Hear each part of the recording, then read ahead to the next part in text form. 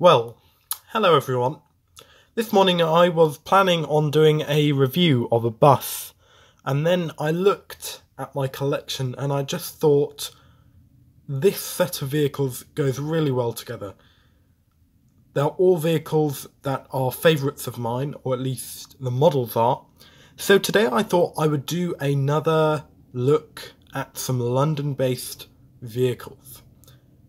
We will start, obviously, with the newest one, and this vehicle is EH108, or 108, people may call it, and this represents an Alexander Dennis Enviro 400H hybrid MMC on Route 14.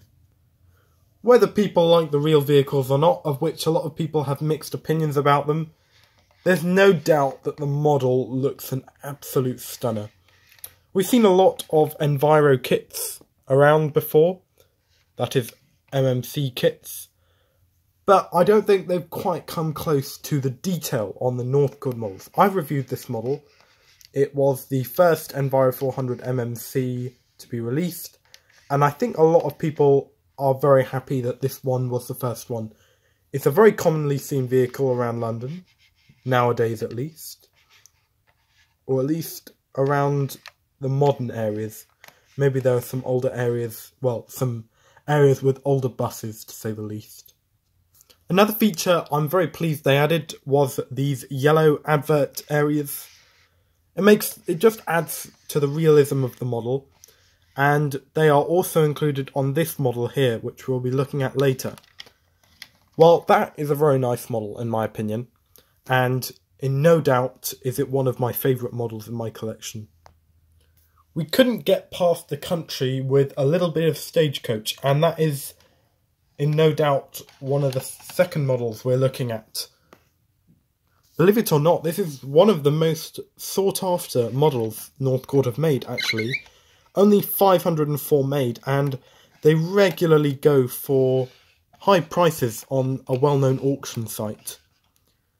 Some particular features of the model that people like include the fact, firstly, it represents a modern bus, and people like that because, well, a modern bus is very desirable.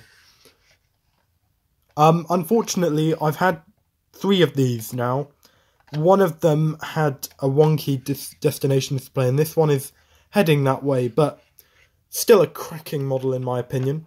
Thankfully, I haven't had to pay £150, paid merely about a third of that, but nonetheless a very good model. Unfortunately, next, we have a vehicle that is rapidly disappearing off the streets of London. This Route 48, it used to run, but I believe this vehicle has now been withdrawn. Once again, this is considered by many to be one of the pinnacles of Northcord models. Northcord absolutely got the look of this model spot on, including the front lights, the bumper, and of course the interior seating, of which if you zoom in, there are even stop buttons. I must say, this vehicle once again is one of the favourites in my collection. I must say, a detail they added which is rather nice is that, much like the real vehicles, the destination display blind is quite far in, so that's quite true to the real vehicle, unless it's been modified since I last saw it. I haven't seen it for a while, partly because it's withdrawn now. Now these vehicles are roughly, well, this vehicle here is 10 years old, but with this livery, it absolutely looks like, I think the word to use would be retro. Out of all the liveries, this one is definitely my favourite livery. I think, firstly, the very smart black underband here just really adds character. And then the yellow on top again adds character.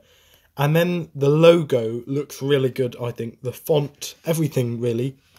It's a shame that not many buses, if not any buses, carry this livery anymore.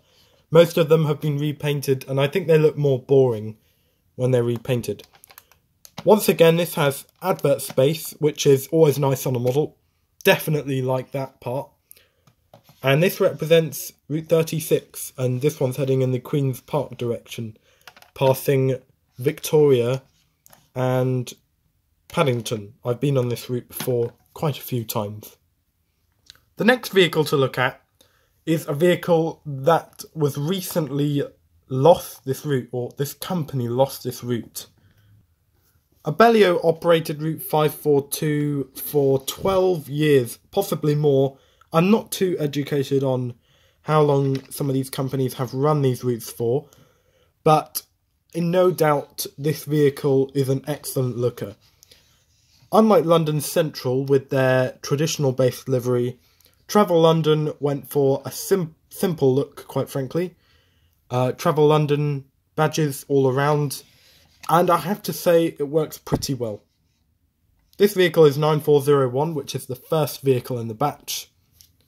And on the rear, one of the most common features, prominent should I say, is that there is no fan, as opposed to, say, the London Central Enviro 400 and the 174 Enviro 400. This vehicle has no fans at the back. And finally, we're taking a look at the Metroline Hybrid Enviro 400H. Now, I was a bit unfair because I asked people in the comment section which bus they'd like reviewed next. I said I would review this bus, but when I looked at all my buses this morning, I just thought, wouldn't it be great to do a video of them all together? And I'm sure my subscribers won't mind that. Once again, this bus hits the nail on the head in terms of the livery. Lovely leaf design, a design I wish they wouldn't have withdrawn, and quite frankly, it's a stunner. Metroline, a member of ComfortDelGro, so to be honest, I also have a London General version of this and a Transdev version of this, and they all look pretty much the same, apart from these small badges. In fact, it's one of those vehicles where sometimes I mistake one for another. If it weren't for the route number, it would be hard to tell, quite frankly. And I do apologise there for a notification going on. I'm sure everybody knows about that struggle. This vehicle was one of the first hybrid vehicles to enter London. I think this was ordered in quite a small batch, but I'm not sure. Someone will correct me on that. The rear design obviously looks different to that of the diesel Enviro 400s, which I shall show you. Obviously, these vehicles do have a 2-year age gap, 1.5 year possibly.